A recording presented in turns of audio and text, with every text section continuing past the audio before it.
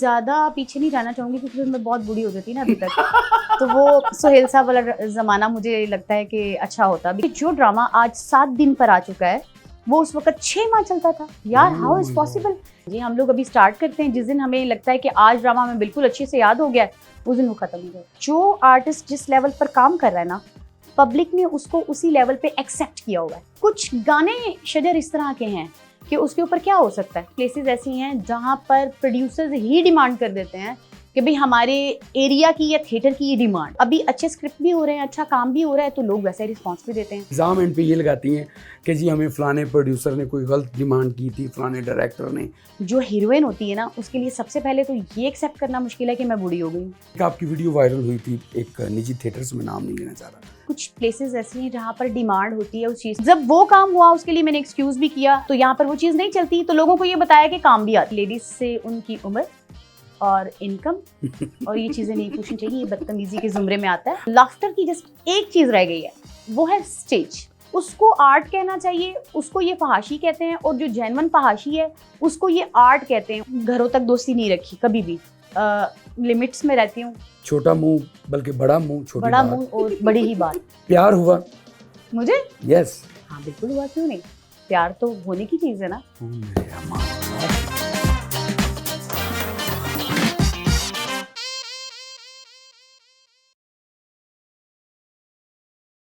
السلام علیکم جی, دس از شجر عباس. آپ دیکھ رہے ہیں میرا شو مہمانداری ود شجر عباس. جیسا کہ آپ جانتے ہیں کہ میں نیا سے نیا گیسٹ آپ لوگوں کے لیے ڈھونڈ کے لاتا ہوں. پہلے بھی مجھے اتنی ڈانٹ پڑی اس ڈھونڈ کے لانے سے کیونکہ میرے سینئرز ہیں وہ ڈانٹتے رہتے ہیں. ڈھونڈ کے لانا اس لیے کہتا ہوں کہ گیسٹ اور ڈڈو پھڑنا بڑے مشکل نہیں, ٹھیک ہے, تو میں بڑی مشکلیں لب کے لیے آنا. آج ایک ایسے گیسٹ جو پاکستان میں بہت چھوٹی عمر میں بہت بڑا نام اسٹیج کی دنیا پہ بھی, ٹی وی کی دنیا پہ بھی اور فلمز بھی بہت زیادہ کی ہیں.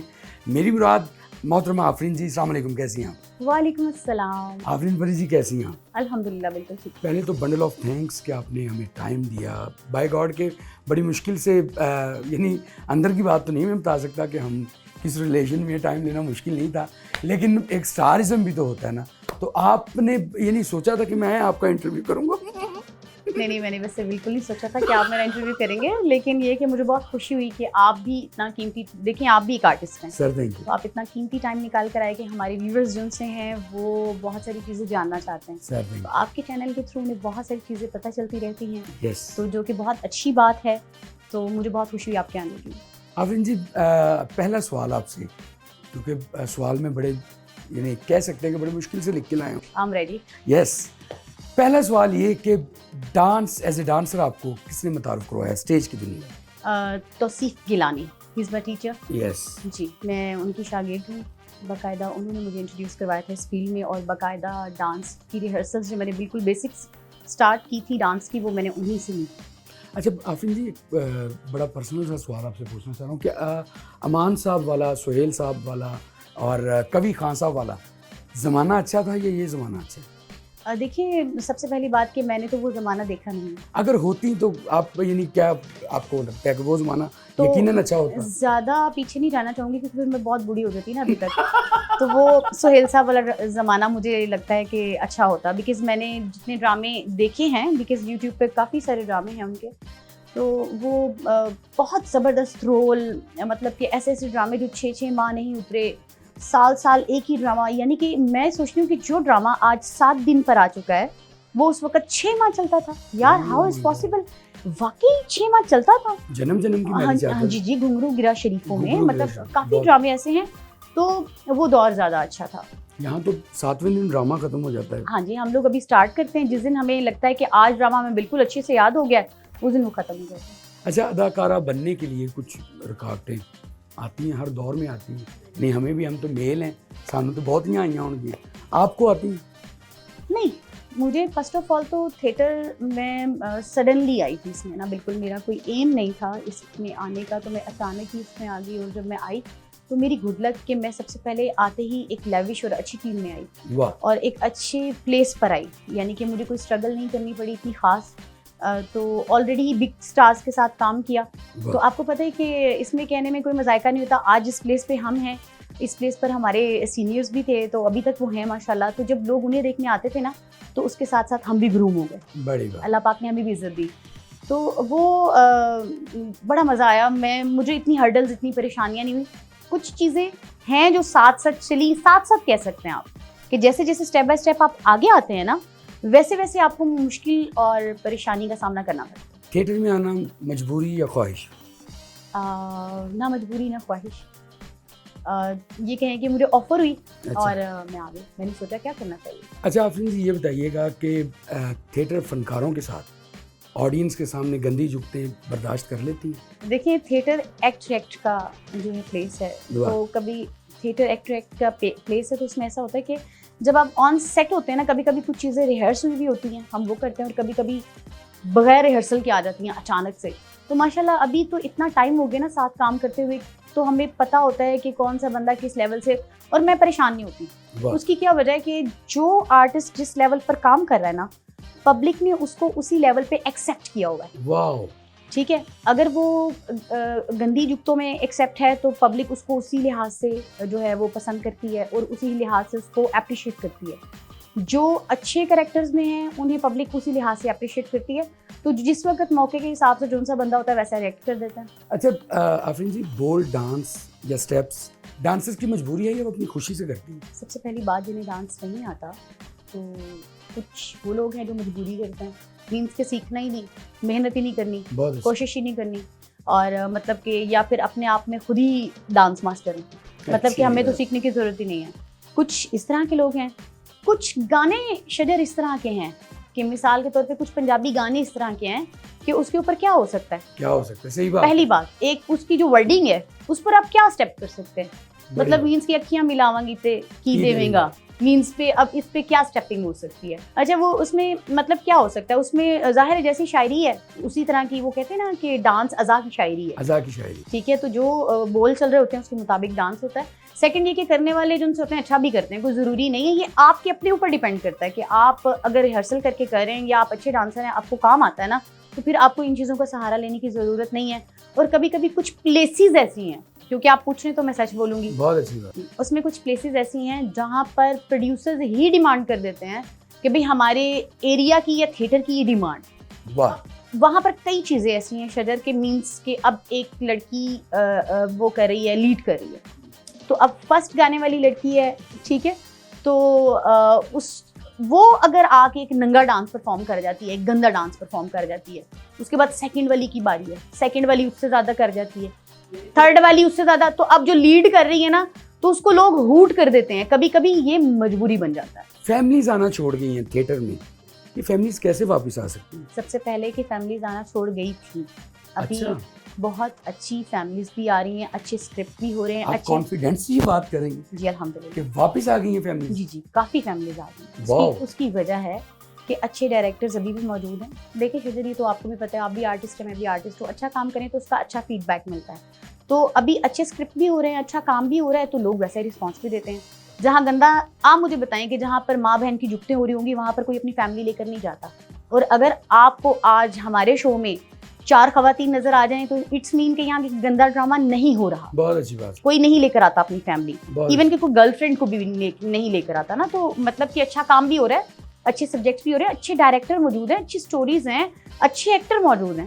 اچھا مجھے ایک اور بڑی بات, میں جان کے آپ سے ایسے سوال پوچھ رہا ہوں کہ آپ ایسی باتیں بتا سکتی ہیں کیونکہ آپ ہمت والی ہیں.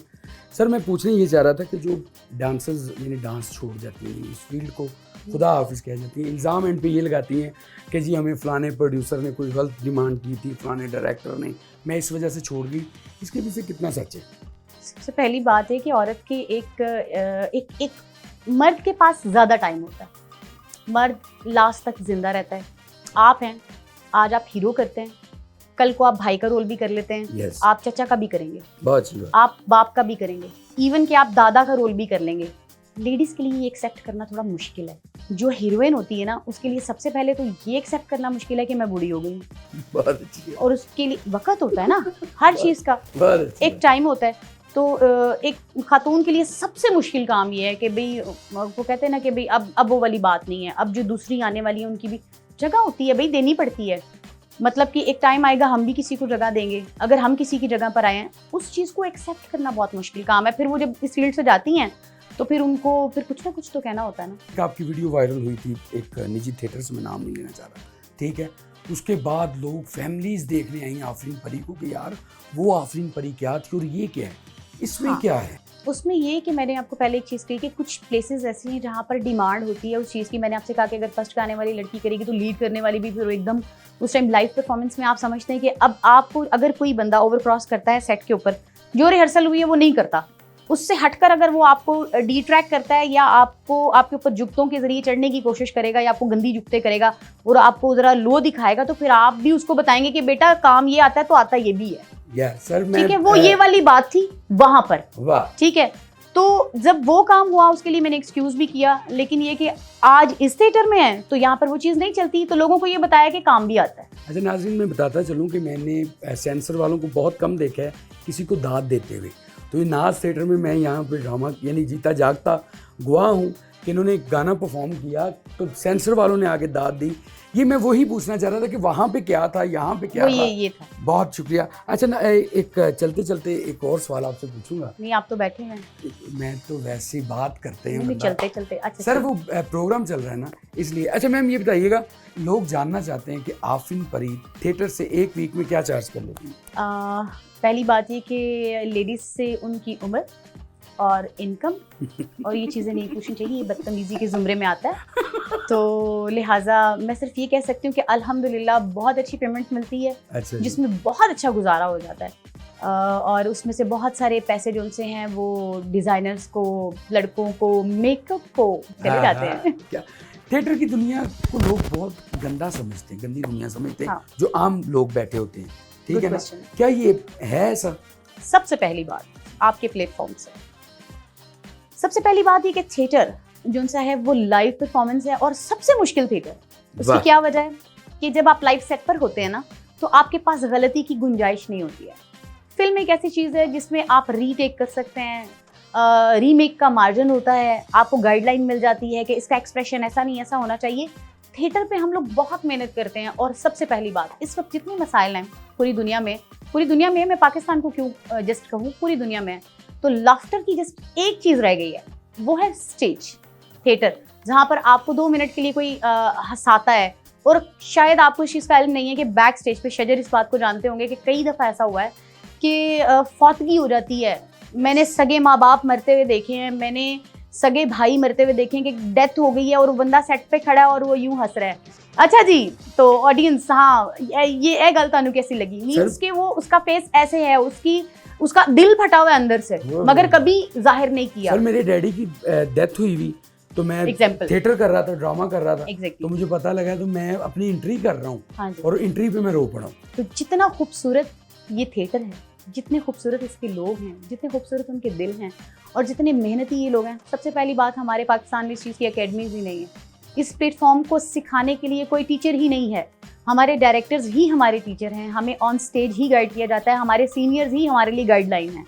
तो हम उन्हीं को देखकर, और एक गॉड गिफ्टेड होता है ना, थिएटर गॉड गिफ्टेड है, क्योंकि सेट के ऊपर खड़े होकर 700-800 बंदा, 1000 बंदा, एक बंदा फेस कर रहा है, वो 1000 एक बंदे को तो देख रहा है, लेकिन वो एक जो उनसे 1000 बंदे को डील कर रहा है, ये आम बात नहीं होती है। कैमरे के सामने कोई भी नहीं होता, जिस डायरेक्टर होता है, स्टाफ होता है, तो उसमें आप परफॉर्म कर रहे होते हैं, बड़े बड़े हीरो परफॉर्म करते हैं, बड़े बड़े एक्टर्स परफॉर्म करते हैं, लेकिन लाइव ऑडियंस के सामने परफॉर्म करना, वो वाकई वो परफॉर्म कर सकते हैं जो आर्टिस्ट हैं। थिएटर बहुत खूबसूरत है। बाहर के लोग डांस को आर्ट समझते हैं, हमारे लोग फहाशी कहते हैं। इसकी वजह है ना अकल की कमी है। आप ये मुझ में या उनमें? नहीं, सब में, इंक्लूडिंग मी। देखिए सच होता है बस। वो क्या होता है, हम लोग दूसरी कंट्रीज के गानों को, मैं नाम भी नहीं लेती, मुझे दुश्मन मुल्कों के नाम लेने का शौक ही नहीं। दूसरी कंट्रीज के जो लोग हैं उनके गानों को हम मिस कर रहे होते हैं, जाके मूवीज यूएसपी में करा आते हैं, इवन की यूट्यूब पे वॉच करते हैं कि कोई उसका गाना आ रहा है, उन्होंने शॉर्ट कपड़े पहने हुए होते हैं और हम उसको कितना लाइक करें, यार क्या डांस किया है, क्या वो किया है। बेसिकली वो फहाशी है, ठीक है। और ये आर्ट है जिसे हम परफॉर्म करते हैं मेहनत करके, रिहर्सल करके, उस्ताद होते हैं, उनको पेमेंट्स करते हैं, अपनी रिहर्सल्स करते हैं, ठीक है। उसको आर्ट कहना चाहिए, उसको ये फहाशी कहते हैं। और जो जेन्युइन फहाशी है उसको ये आर्ट कहते हैं। उसकी वजह है कि वो मतलब कि उसको पूछने वाला कोई नहीं है ना. तो हमेशा वैसे एक और हमारी कंट्री का एक प्रॉब्लम है, वो ये कि अपने लोगों को प्रमोट ही नहीं करना. लोगों को प्रमोट करना है, लोगों को अप्रिशिएट करना है, उनकी मूवीज देखनी है, उनके प्रोड्यूसर्स को. अब हमारी फिल्में बन रही हैं, हमारी फिल्मों को खुद जाके देख, यार अच्छी है बुरी है, एक दफ़ा तो जाओ. आपने कभी देखा है कि वहाँ के जो सुपर हीरोज हैं उनकी फ्लॉप मूवीज भी 300 करोड़ का बिजनेस कर गई भाई. वो जितने उसमें बनी भी होती है वो उससे प्लस हो जाती है, वो कभी नुकसान में नहीं रहते. यहाँ का प्रोड्यूसर जब कोई थोड़ी सी काविश करता है ना, मेहनत करता है, कोशिश करता है कि यार मैं अपनी कंट्री के लिए एक मूवी बनाऊँ अपने लोगों के लिए, लोग उसे निकल के देखते ही नहीं, इंतजार करते हैं कि यार हमारी दूसरी. तो जब तक हम अपनी प्रोडक्ट्स, अपनी चीज़ें, अपने लोग, अपने वतन, अपनी मिट्टी, अपने लोगों को प्रमोट नहीं ना करेंगे, अपने लोगों से मोहब्बत नहीं करेंगे ना, तो वो हमें आर्ट लगेगा ही नहीं, वो फहाशी लगेगी. थिएटर की दुनिया का बेहतरीन दोस्त, लास्ट क्वेश्चन. थिएटर की दुनिया का सेकंड लास्ट, सॉरी. अच्छा, बेहतरीन दोस्त मींस इन फीमेल्स और मेल्स और artist all over. Artist all over बहुत सारे. अच्छा जी. मैं हमेशा, पहली बात है कि मैं किसी के साथ बहुत ज़्यादा करीब नहीं होती हूँ. घरों तक दोस्ती नहीं रखी कभी भी, लिमिट्स में रहती हूँ. और मिलती इस तरह हूँ, दोस्ती और इस्लाम दुआ हर बंदे से इस तरह की ऐसे लगता है कि जैसे बिछड़े हुए मिल गए. वाह वाह. यानी जहाँ मिलते हैं इज्जत, रिस्पेक्ट. सीनियर है, जूनियर है, जूनियर्स के साथ मोहब्बत करती हूँ, सीनियर्स की बेहद रिस्पेक्ट करती हूँ. जो मेरे साथ मेरे को स्टार्स हैं उनसे बहुत प्यार करती हूँ. सीखने की चीज़ हो, कुछ पूछना हो, बिला झिझक पूछती हूँ उनका. मिसाल के तौर पर अगर हम कहीं मिल जाएं तो कभी ऐसा लगे नहीं यार 6 महीने बाद मिले, ऐसा लगता है रोज़ मिलते हैं. तो वो इस तरह का प्यार मोहब्बत है सबसे. छोटा मुंह बल्कि बड़ा मुंह, छोटी बड़ा बात. मुंह और बड़ी ही बात. प्यार हुआ मुझे? यस. हाँ बिल्कुल हुआ, क्यों नहीं. प्यार तो होने की चीज़ है ना. यस. मैंने एक कैट रखी है, बहुत प्यार करती हूँ उसको. मेरे अमाल का कैट वाला प्यार नहीं, मैं पूछ रहा हूँ कि कभी जिंदगी में किसी ऐसे शख्स से लव हुआ हो कि भाई हाँ भाई बोल. अच्छा जी. बिल्कुल. तो फिर कहाँ तक पाया, अंजाम पे पहुंची? मैं कभी कोई चीज़ अधूरी नहीं छोड़ती. वाओ, यानी उसी के साथ शादी?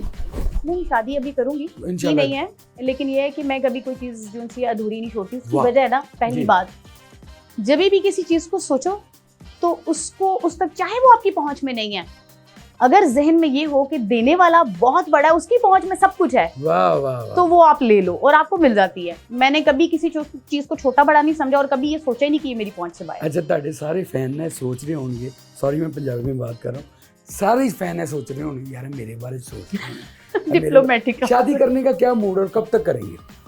इंशाल्लाह जल्दी कर लूंगी, जैसे ही कोई प्लान किया तो आप सबको जरूर बताऊंगी. Wow, thank you so much Afreen ji, बहुत मज़ा आया आपके साथ बातें करके.